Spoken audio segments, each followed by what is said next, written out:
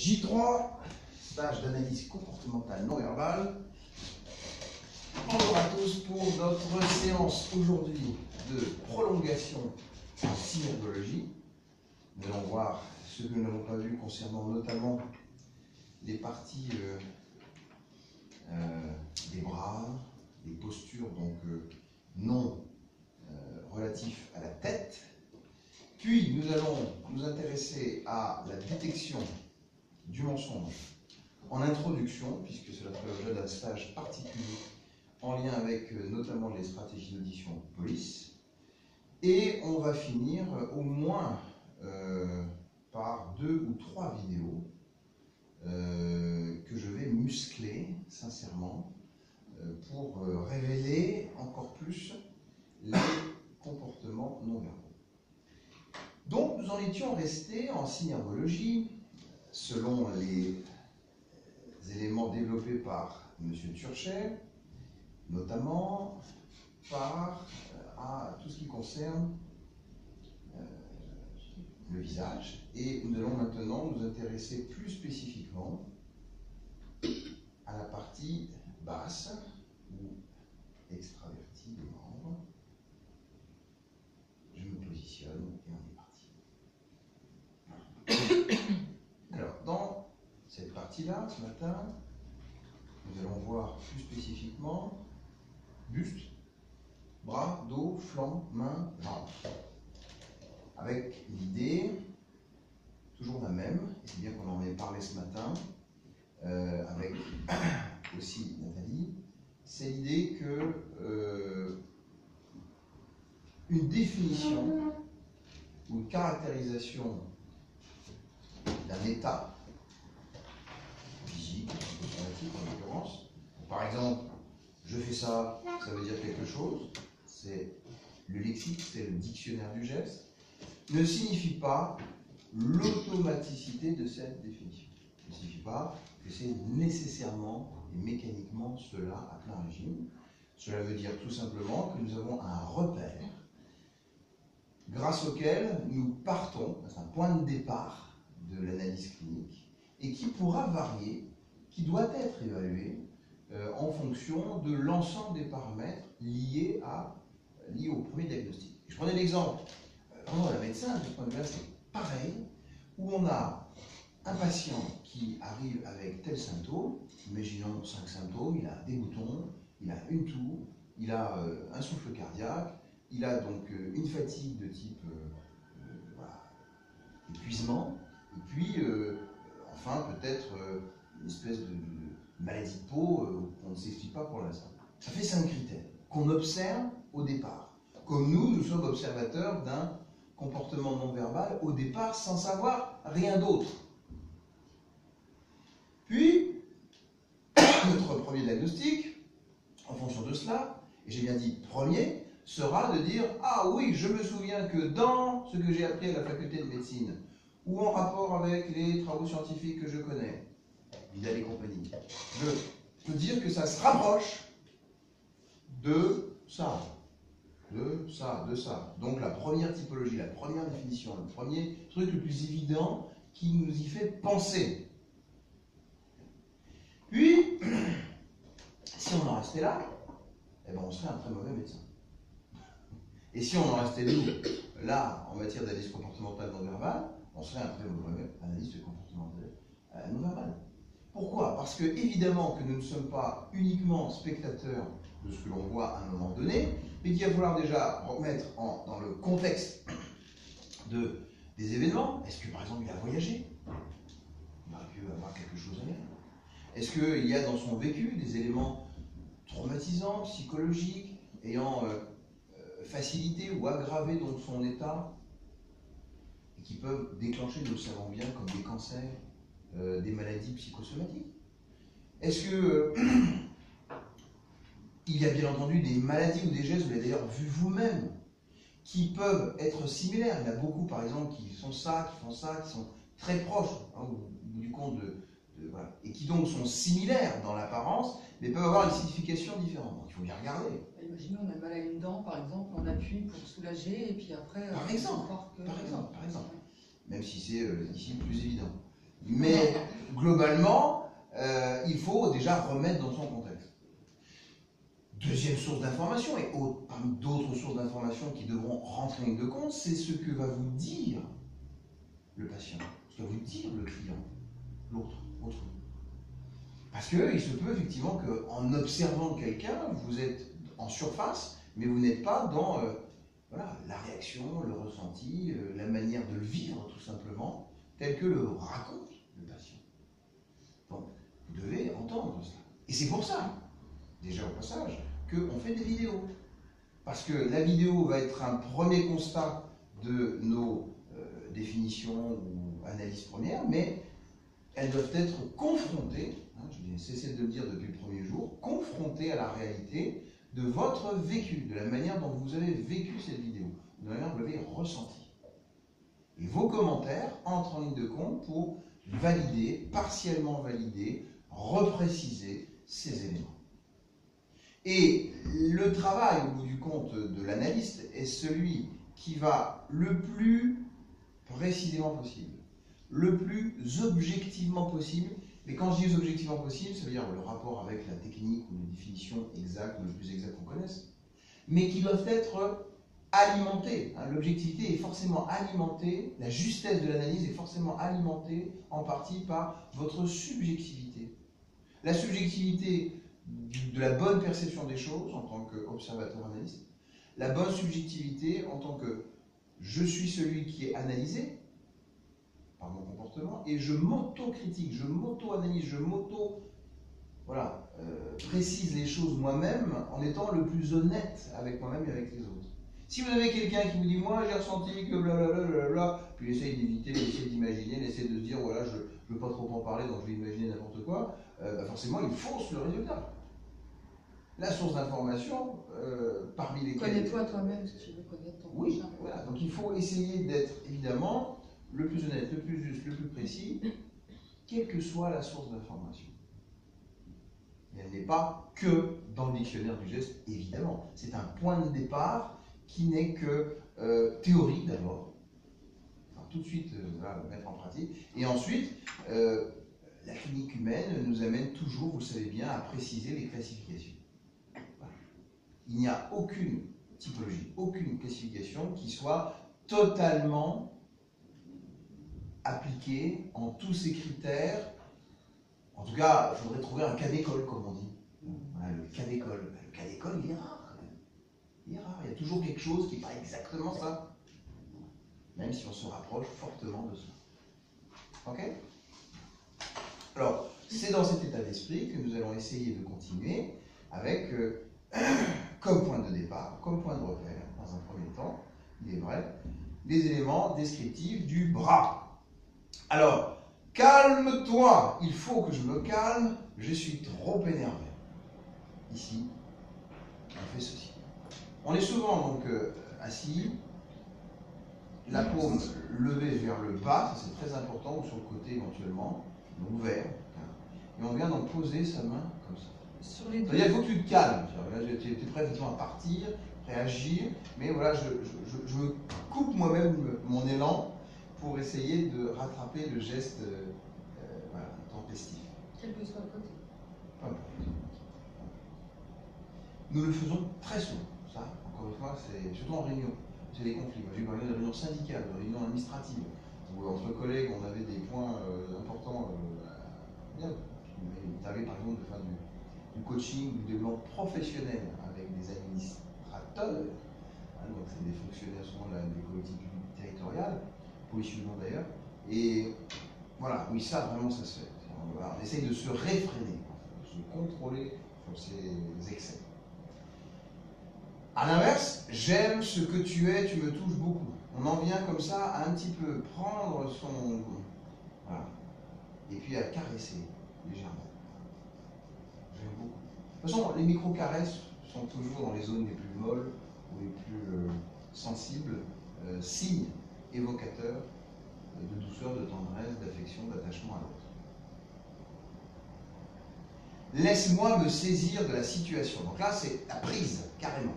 Ce n'est pas quelque chose qui est de la micro-caresse, c'est vraiment je prends mon geste. Et je peux même crisper, hein, gratter. Je n'approuve pas ce changement d'orientation, j'aurais aimé avoir été consulté davantage. Oui, nous le faisons très très souvent, nous grattons notre coude. Je répète, cela veut dire, je n'approuve pas ce changement d'orientation. Mais en général, je suis en désaccord. Mais j'aurais aimé avoir été consulté davantage. En fait, j'aimerais avoir mon avis sur ce qui se passe. Imaginez que c'est quand même assez fréquent dans un couple, que c'est fréquent avec des collègues de travail qui, devant travailler ensemble d'une manière ou d'une autre, ou collaborer en tout cas, co-décider, l'un ne l'a pas été.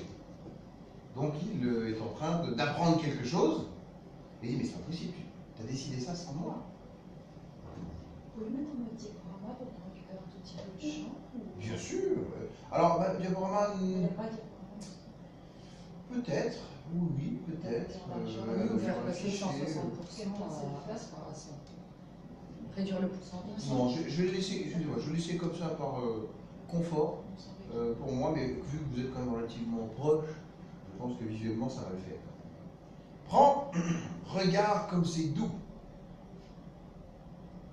Alors il s'agit donc de ne pas barrer. Vous voyez, effectivement, là, il s'agit plutôt de la caresse, cette fois-ci du bas. Et vous comprenez également que si vous n'y prêtez pas attention, ce que vous voyez là pourrait être associé ou mal interprété Avec je veux partir. de cela.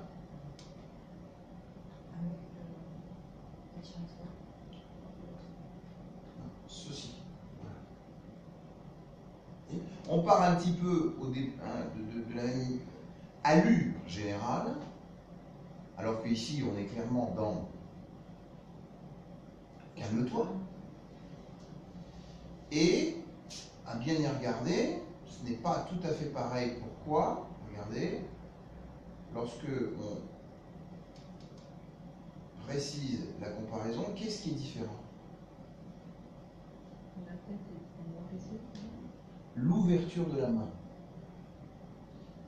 La main est beaucoup plus ouverte. Tout à l'heure, elle était plus détendue, orientée latéralement, un peu tombante, lascive. Ici, on est très clairement dans... c'est presque prends ma main, hein, sous-entendu, très ouverte, même les doigts légèrement écartés. On en vient effectivement à accompagner ce geste de douceur. Et donc, est-ce que ça change? A-t-on le changement? Et là, on vient effectivement gratter ici. Donc, la micro-démangeaison, micro-grattage, en rapport avec la partie intérieure du bras. Contrôle-toi, enfin! L'interlocuteur se parle à lui-même. Et là, nous sommes là. Nous grattons ici. Calme-toi. On fait très souvent. Quand on se voit à un moment donné partir en colère, surtout chez les jeunes, les adolescents, j'ai pu le voir dans une confrontation assez violente avec ses parents ou avec l'autorité. Oui, il est un peu gêné, quoi. Voilà, il est gêné, il fait souvent ça. Je suis un petit peu trop loin, il faut quand même que... Laisse-moi prendre. J'ai envie de prendre ou de faire et je n'ose pas. Et là, je viens donc gratter un petit peu le bas du ventre. C'est pas bien. Non, c'est ici, effectivement. Je n'apprécie pas ce qu'on m'impose. Je n'ai pas du tout envie de faire ça. Combien de fois aussi on a fait ça? Ça, c'est un désaccord total. C'est-à-dire que là, c'est l'immobilisme de la personne qui va stopper net ce qu'on lui demande même de faire. C'est presque un acte d'insubordination, mentalement. Maintenant, il faut bien savoir interpréter les croisements. Les croisements de bras, les croisements de membres. Je ne suis plus là, je pense à autre chose. Et la posture générale, vous voyez comme quoi le contexte est quand même aussi important au plan physiologique, tout court. Mais dès qu'on commence à poser les mains, en fait, poser les mains croisées, juste les poser, c'est vraiment la décontraction totale et on est presque dans un mode de veille, à partir un peu dans ses pensées, à rêver, etc.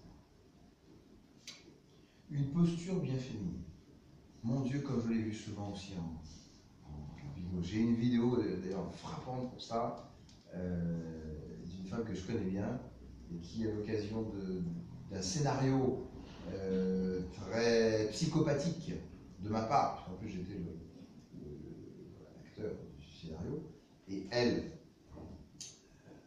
plutôt vulnérable affectivement, on va dire, eh bien, elle s'est, à un moment donné, le scénario commence gentiment, si je puis dire, avec une forme de politesse et de respect à son égard, et tant que je suis respectueux, ça va, et elle fera, à un moment donné, ce petit geste très féminin qui montrera qu'elle est plutôt en phase avec l'attention qu'on lui porte ou le respect qu'on lui porte. Et oui, c'est souvent les très féminines ou les très affectives qui font ça. Je suis stable, j'ai les pieds sur terre, donc là, on va bien se visser dans sa chaise avec le dossier de la chaise portant le dos, donc on est vraiment à 90 degrés, on est vraiment en équerre, et bien droit, un peu à la militaire quelque part. Hein. On vient à croiser les mains, mais à bien les poser comme ça. Donc là, c'est clair, c'est stable, c'est terre à terre presque. Très pragmatique, très voilà, vissé dans le réel afin de l'analyser comme tel. Il est plus fort que moi, écoutons-le. Donc là, la grande différence, c'est que vous venez joindre vos pieds, qui écartent légèrement les genoux, au passage. Puis, donc, vous avez cette petite contriction. Vous partez plutôt comme ça, vous étiez plutôt au départ stable, mais vous venez de... Voilà, voilà. Et donc, c'est déjà une petite soumission, en quelque sorte. Vous n'êtes plus droit dans vos bottes, bien serré, bien vissé, à écouter la personne. Il vient vous dire quelque chose qui vous a ratatillé et un peu légèrement abattu. Nous sommes bien ensemble, nous nous refermons l'un sur l'autre. Alors on n'y prête absolument pas garde, mais je reconnais qu'assez souvent, lorsque deux personnes parlent et qu'ils en viennent à croiser, en tout cas à mettre l'un des pieds sur le genou, la direction du pied, en fait, s'il est vraiment orienté vers l'autre, et que l'autre fait exactement la même chose, c'est souvent bon signe d'une adéquation, d'un bon attrait réciproque. Je ne suis pas d'accord. Je me ferme. Simple. Le croisement, il est majeur, vous voyez, il est vraiment bloqué en haut, bloqué en bas. Et Dieu sait s'il y a des personnes qui le font très souvent, j'ai pu le voir, dans l'armée et la gendarmerie. Ils sont autour d'une table, et à un moment donné, il y a ça qui se passe. Mais vraiment, hein, ça qui se passe, et ils mettent tout cela. Au début, on pourrait croire, vu l'extérieur, que c'est une forme de confort personnel. C'est comme ça, un peu, voilà, pour relâcher le corps. Pas du tout. C'est vraiment un signe majeur de désaccord avec la personne qui parle. Et Dieu sait si on peut le voir facilement, hein, ce genre de comportement dans les réunions de type hiérarchique, de manière générale. Je suis avancé vers l'autre, je suis en attente. Oui, on le voit souvent, la personne est sur sa table et puis elle parle comme ça. Blablabla, blablabla. Il y a un homme politique qui fait ça très souvent, c'est qui? Il est donc comme ça, avancé, et puis blablabla. Non, Mélenchon. Alors Sarkozy faisait de temps en temps, oui, je n'avais pas pensé à lui, mais oui, c'est arrivé à d'autres. Hein. Mais vraiment quelqu'un qui le fait plus souvent, si vous remarquez. Est-ce que vous, par exemple, passons-les en revue actuellement, en tout cas les prétendants majeurs à l'élection présidentielle. Donc est-ce que vous voyez souvent Benoît Hamon faire ça? Non. Est-ce que vous voyez donc souvent Marine Le Pen le faire? Non. C'est rare. C'est plus rare, en tout cas, de ce que j'ai pu moi-même observer. Qu'est-ce qui reste? Fillon. Jean-François Fillon. Est-ce qu'il fait ça? Un peu. Oui, souvent. Je vois plus à la tribune. Il faut dire que ces derniers temps, il défend plus qu'autre chose. C'est encore une autre histoire, oui, c'est sûr. C'est pas Macron qui fait ça? Bien sûr, c'est Macron. Vous l'observerez donc largement lorsqu'il est assis, hein, pas debout. Lorsqu'il est assis, il y a très souvent effectivement cette idée de, en fait, de faire quoi? Je suis avancé vers l'autre, je suis en attente. La vérité, c'est que il est souvent entendu dans ce cas-là que la personne n'est pas vraiment ni convaincue par ce qu'elle dit, ni vraiment décidée de ce qu'elle va dire. Elle est dans une phase transitoire. Elle se dit, voilà, je ne veux pas affirmer quelque chose, sous-entendu notamment, qui pourrait être repris contre moi. C'est une forme de prudence quelque part. Mais de l'autre côté, puisque ça manque d'engagement et de conviction, puisque personne n'aurait pas fait ça, si elle était en attente, elle aurait fait autre chose. Eh bien, ça manque nécessairement de conviction. Ça manque de fermeté dans soit un programme, soit une décision, soit une opinion. Voilà, donc c'est quelque chose de entre deux chaises. Ça ressemble aussi beaucoup à ce que François Hollande faisait au début de son mandat. Oui, alors. Toute sa campagne, il savait ce qu'il disait, il paraissait y croire. Et une fois qu'il a eu le pouvoir et qu'il n'était plus capable de le faire, il a essayé de faire du mini, comme on a souvent dit. Ça ressemblait aussi beaucoup à ça. Moi, c'est à lui que j'ai pensé quand on en avait parlé. Alors, ce qu'il faut que vous compreniez, en fait, et c'est assez vrai si on se donne comme simple point de repère, fermeture, ouverture, compromis. Voilà. Et donc, et après, il y a tout ce qui est détente, décontraction, recentrage, calme, tranquillité, paix, vous voyez. Mais à partir du moment où c'est ni ça, et que c'est pas non plus, voilà, je suis dans la vraie conviction qui m'amène à parfaire quelque part voilà, mon opinion ou ma conviction, alors vous êtes entre deux. Ça c'est bien dit d'ailleurs. Quand vous êtes avec vos deux mains comme ça, vous êtes parallèles. Est-ce qu'elles se touchent? Non. Vous n'êtes pas en accord ni avec un point précis, ni avec vous-même qui vous touchez. Vous voyez? Vous êtes dans, voilà, j'ai un cadre en fait. Je suis peut-être sur des rails, voilà, mais je ne veux pas clairement que voilà, ni le train avance, ni effectivement que je puisse arrêter ma décision, stopper donc mon affirmation de manière définitive. Et ça colle, je trouve d'ailleurs assez bien, de ce point de vue-là, hein, même si on pourrait discuter largement dans un sens comme dans un autre, remis dans le contexte, à un programme qui a tardé à venir chez le personnage. C'est-à-dire, encore aujourd'hui, on le sent à essayer d'éviter le maximum d'erreurs, sans doute parce que une certaine inexpérience dans certains domaines, un manque de vie régalienne, de vie dans l'expérience étrangère, par exemple, pourrait l'amener à dire des choses ou à faire des choses qui pourraient être rapidement vécues à contre-emploi, et donc c'est tolérance zéro sur ce type d'erreur. Et donc vaut mieux, c'est vrai, au début, en rester à des généralités, voir un petit peu comment, en tâtonnant, ça se passe pour voir ce qui pourrait être bien entendu par le peuple, bien repris dans son programme, et qui ferait mouche. C'est stratégique au bout du compte.